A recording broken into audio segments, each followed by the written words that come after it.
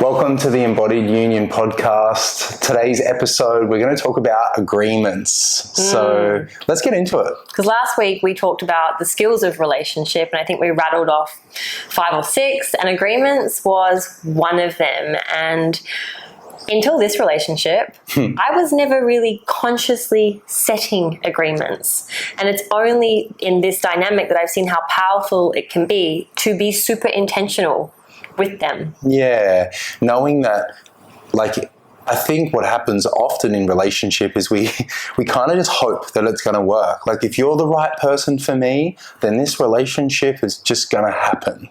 You know, that's what the fairy tale is told. It's like, if you were right for me, it'll just work out. And this is where couples can fall down. And I think what's really important when we talk about agreements is that we distinguish them and separate them from expectations and also standards. Yeah. Lindsay and I had this conversation the other day. I was writing about agreements and I was quite on her expectations, and very bluntly, the quote, or what I wrote was, your partner is under no obligation to meet your expectations.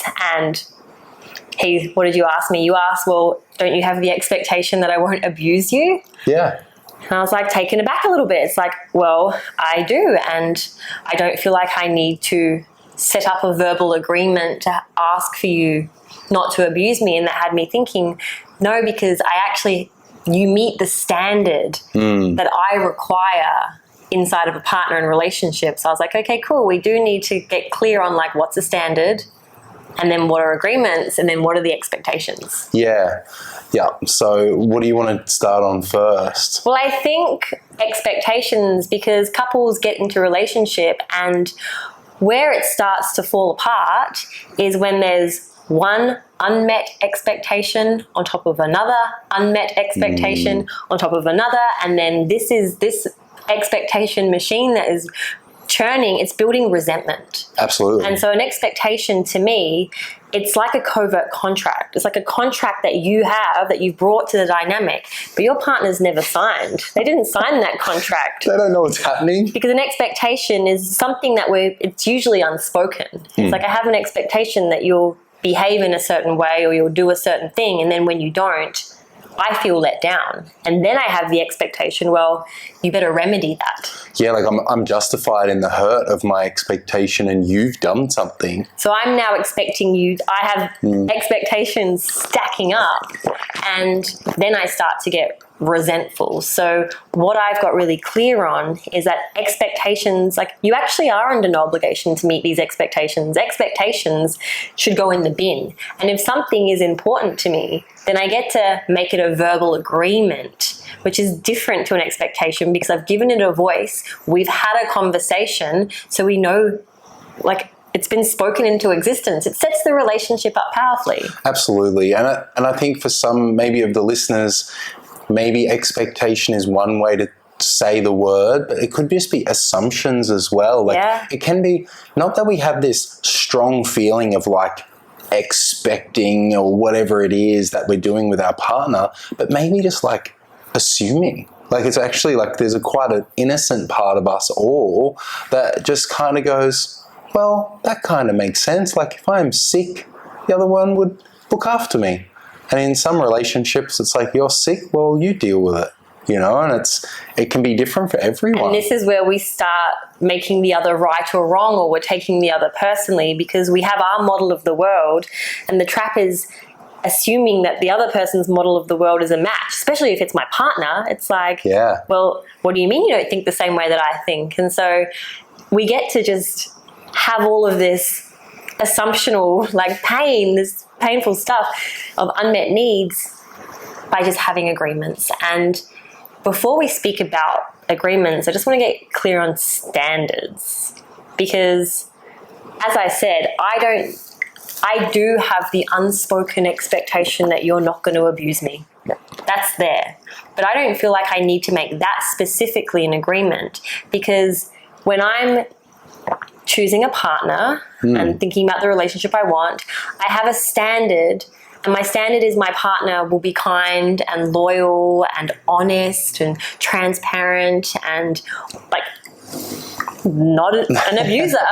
You know what I mean? So it's up to me to be so integral with my standards, yes, that I make sure the man or the woman, the partner that I'm bringing into my world is in alignment with my standard. And if you are, then I don't need to worry about you crossing those expectations that are going to cause me harm. Yeah. Right? Yeah, I think so. I think that makes sense to that, because having the standard means that there's a level in which you can enter my field.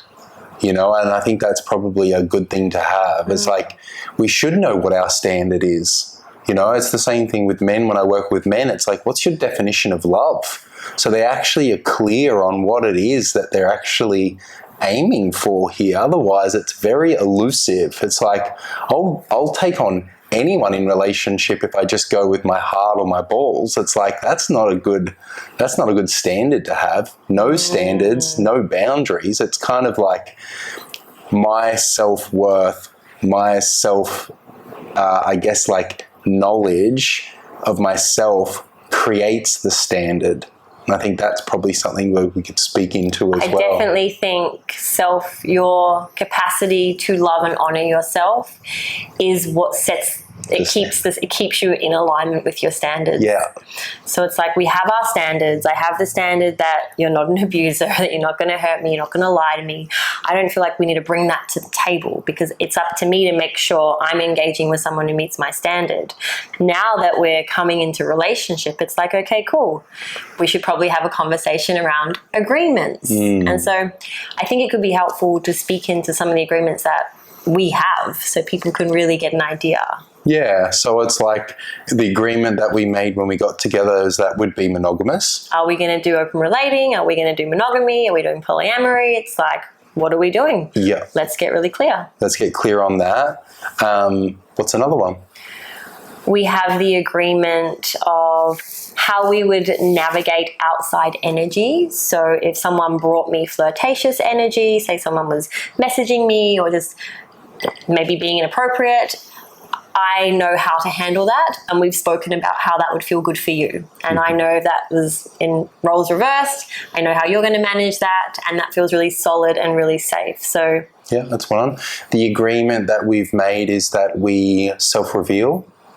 Yes, this one I feel is so important. It's, again, it's kind of the antidote to having resentment built up, because unspoken words, which are expectations and assumptions, breed resentment. And so one of our policies, one of our agreements is, if something comes up for me, I'm going to give it airtime as quickly as possible. I'm going to bring it to you. I'm not going to necessarily like make you wrong and dump it on you, but I'm going to let you know what's going on in my internal world, so you're not left guessing, what's wrong with Charlotte? Something's wrong with Charlotte. She feels distant. It's like, we just have an open book policy. Yeah. That's an agreement that I appreciate yeah. a lot. We do have one around repair, I think, as well. So it's kind of in the same boat as far as like revealing, but also repair is that, you know, if we have a disagreement or an argument, that we do let each other know like how we are and what we need. Yes. You know, which is one as well. And I think that's really important for couples to know, that it's not that you're never going to have an argument again or never feel dysregulated, but it's like, what's the plan when we are? Conflict plan. So we know that our conflict plan is, if I am dysregulated or you are dysregulated, that we self-reveal. I don't feel very good right now. I need some time. I'm going into the spiral. Exactly.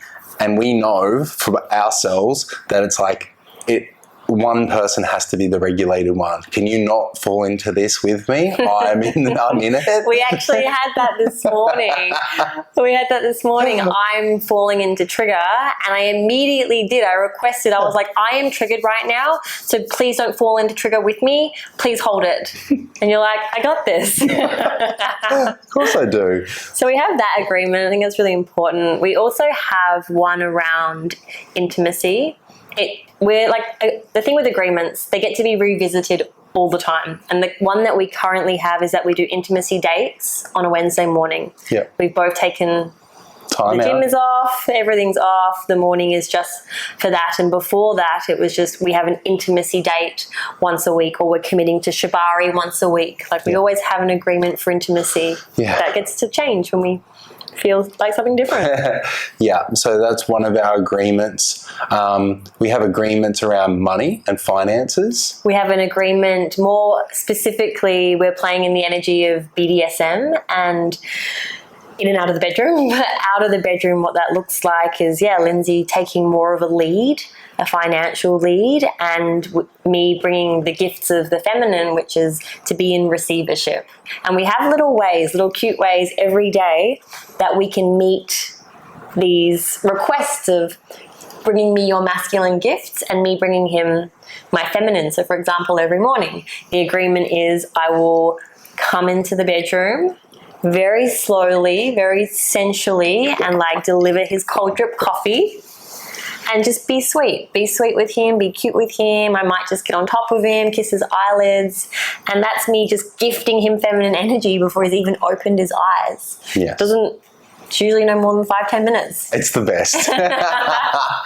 Oh, you win my heart straight away every day. How amazing is that, though? Like, that agreement is an agreement of entering the love bubble first thing every day. It takes nothing from me. It's like 5 minutes just to go in and like, it's actually really amazing. I think if more couples did this, they would have a better time. Yep. We also have an agreement, which is, for some it's normal, for others it's not so normal. We have an agreement that we have separate bedrooms. Yes. So, we live together, but we live separately in a way and sleep separately, and that allows us to have our own space, our own sleeping patterns, our own work schedules, around like making content or doing whatever it is. I fought against this in the beginning. Tears. Yeah, I did. I cried myself to sleep first night alone, because in the beginning of our relationship, I didn't have the evidence of we're solid, we're secure, I'm solid, I'm secure, and I made it mean a whole bunch of things that you're not that into me. Like, my little girl really came in, and now it's one of my favorite agreements. It just works. It really does work. And we get to be like the sovereign individuals that we are. And when we come together, like when I come to you in the morning, it's on my own terms. It's like, I'm ready. Yeah, you've done your morning practice. Yeah. That's the beautiful thing. Like, Charlotte's able to wake up with how she likes, do her morning routine, her practices, and, and then gets to come in and meet agreements that are beautiful for our relationship. We have another agreement, which I think seems really obvious, and the agreement is that we don't use the other as a punching bag when we fall into trigger. And of course we don't want to do that, but where couples can fall down is they fall into trigger and it can get out of hand. It's like, if we just have that little voice, it's just like, I'm not going to use them as a punching bag right now. And it's not that I verbally abuse him or attack him, but it's like, when you're in trigger, that's when you can damage relationship by saying things that you don't really mean. So we have that prompt that's like, we actually have agreed to not do that. Yeah. And like, that's not something that I've, always been good at. And that's the thing. It's like, for me, I've just made it really clear in this specific relationship that it's like, I'm not here to make any damage. It's okay to have like disagreements or to have some conflict at times to get, conflict creates clarity.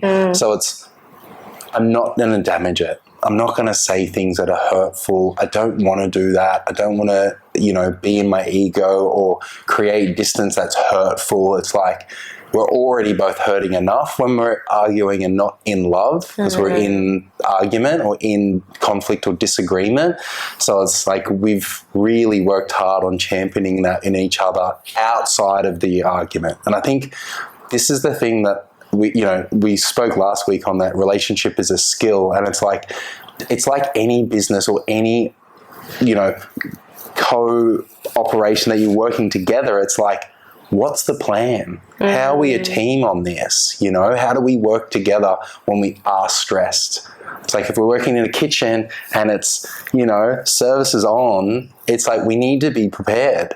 And I think couples, unfortunately, they just don't do this. They think that it should be on the other to just make it easier for them rather than speaking up and asking. This is the thing, like couples will fall into conflict and there is no conflict plan, so it just ends up a disaster. Whereas if you have these things in place, it just keeps it a little bit more in check. Yes. And like you said, it really does create the energy of we're a team. Even if we're in conflict, we're actually still a team. I can be furious at you and I'm still like, and I love you. Like, honestly, I have that. Feel that all the time. Like, whenever that's there, it's just like, and we just have little prompts. Like, we can either do this or the finger or whatever it is that's sort of like just. These are like little circuit breakers. Yeah. So if we notice that we're kind of spiraling, one of us might do the little, like the finger. Lindsay will hold a finger out and it's just my cue to just grab it, and it just creates a softening. Or we'll do these crab claws. We're just like clicking our fingers and thumbs together, and it's like a come here or love you. Yeah, it doesn't always work, but let's be honest, it's me often that's like stuck in it, and Lindsay will try to be cute with me. But like 8 times out of 10, let's say, it does create a softening. It creates a circuit break. It's like, oh, we've just interrupted the pattern of conflict. And now there's an opportunity for repair. And I think too, the agreements then is the energy of an agreement is the agreement is here. It's like this agreement is here. It's not me against you. It's like we're just both championing the thing that we've committed to, which is like, all right. It's like it goes beyond us. It's like again, come back to conflict. In the heat of the moment, if your partner's like, you shouldn't speak to me like that, or just something, it feels like you're being told off, you're being told what to do. Where if your partner's like, that thing that we discussed, can we just like bring that in? Yeah. And I think that's really important. Yeah. And the part too, I think, around agreements is when I've had the experience of having an agreement and then the partner not meeting it and wanting to change the agreement. And it's like, to me, that feels a little bit out of integrity. So I want to just like reiterate that I think if you're going to change agreements, it's a conversation where you're sitting down. And I think for most couples, you need to be sitting down on a regular basis, once a month, once a week, maybe in the beginning, to get the practice up of making agreements. How did we go? What are we committed to? What's happening? That sort of thing. And then as you get further along in the relationship, maybe they're just once a month. Like, is this still something that we're doing? Are we both committed? I'm feeling like it's dropping off, or maybe we need to adjust. Not breaking the agreement and then going, well, let's change it now because it's been broken. I don't think that's a good way to do it. That's been my experience in the past, and that to me is that's not the standard of relationship I want. If you keep moving the goalpost, like if we make an agreement and then you keep breaking it and just wanting to change it, that doesn't work. It defeats the purpose, really. It absolutely does. So I think with an agreement, they need to be, when you're coming up with them and discussing, it's like they need to be agreed upon. Right? Obvious. They need to be a win-win for both. They're in service and in support of both. I think they need to be really clear. Yep. And just revisited often, like you were saying. Yeah. And I think that there's one more part in this, that is, if we have people-pleasing tendency or a more of an anxious style attachment, it's making sure that this is the perfect opportunity to speak your needs and get it be clear rather than just agreeing. So I feel like people, because I've worked with so many men that are people pleasers, they want to please their mum, they've grown up doing that, then they grow up to then please their partner, is they'll say yes to an agreement that they don't actually honour. It's a word to them. They're not embodying that agreement. So it's like, make sure when you're making an agreement that you fully get what it is and don't just give lip service. So it's like, get really clear, make sure you understand it, and if you need to put it somewhere, remind yourself, do some practice around that. Because to me, you can't really set up agreements in your relationship if you're not setting up and consistently having the discipline to meet your own agreements to yourself? To me, it's as simple as set your agreements and then be your word. Like, be your word. Be in integrity with what you've said. Yeah. It gets to be that simple. Yeah, I think so. And knowing that integrity is in you and accountability is with the other. So it's like we're setting up this agreement.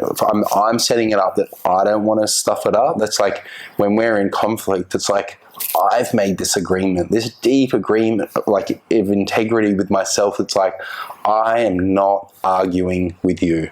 I do not want to do this. As soon as we're in argument, I'm like, I'm not making this any worse. Like, I just have to self-regulate, ground myself right in. And it's like, I'm so committed to my agreement with this that we don't, you know, and knowing that we can still be mad and like that hasn't dissipated just yet, but the agreement's holding, you know?